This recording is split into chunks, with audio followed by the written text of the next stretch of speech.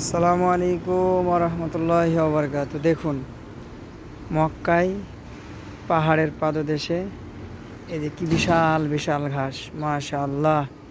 আমরা যে বাউন্ডারি দেখছি, এই যে একটা, এই যে একটা, ওই যে একটা, এই বাউন্ডারি যে পাহাড় ঘিরে রাখা হয়েছে, পুরা এই পাহাড় ঘিরে এরকম 5 থেকে 7টা বাউন্ডারি দেওয়া হয়েছে।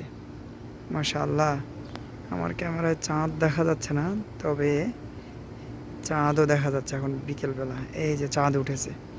যেটা বলতেছিলাম, এই বাউন্ডারিটার ওই পারেই, মানে এই পাহাড়ের ওই পাশেই হচ্ছে, এই পাহাড়ের ওই পাশেই হচ্ছে মিনা। আমরা এই পাহাড়ের এই পাশেই মানে আছি, অর্থাৎ এই পাহাড়ের একদিকে হচ্ছে মিনা, আর এক দিকে হচ্ছে আজিজিয়া। এই পাহাড়টাই হচ্ছে একটা বাউন্ডারি। আর এই পাহাড়ে হজের সময় মানুষ যেন এই হোটেলগুলো থেকে কোনোভাবে উঠে পাহাড় ডেঙ্গিয়ে যাতে ওই পাশে না গিয়ে মিনাতে পৌঁছতে পারে, এই জন্য এত রকমের সিকিউরিটি বাউন্ডারি।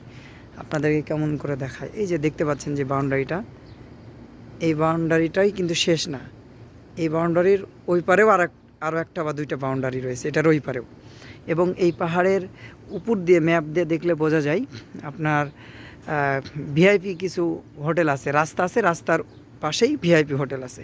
আর এই পাহাড়ের নিচে রয়েছে মিনার তাঁবু। এই যে পাহাড় যেটা দেখছেন, আর অসাধারণ এই ঘাসের দৃশ্যগুলো একবার দেখে নেন একবার। মাশাআল্লাহ, কি সুন্দর এই পাহাড়ের পাদদেশে। অবশ্য কিছুদিন আগে বৃষ্টি হয়েছিল, বোঝা যাচ্ছে এই বৃষ্টির জন্যেই এরকম ঘাস জন্মেছে। তাছাড়া এখানে এই পাথরের মধ্যে, এই বালির মধ্যে এরকম ঘাস জন্মানোর কথা নয়। আজকে এই পর্যন্তই। আসসালামু আলাইকুম ওয়া রাহমাতুল্লাহি ওয়া বারাকাতুহু।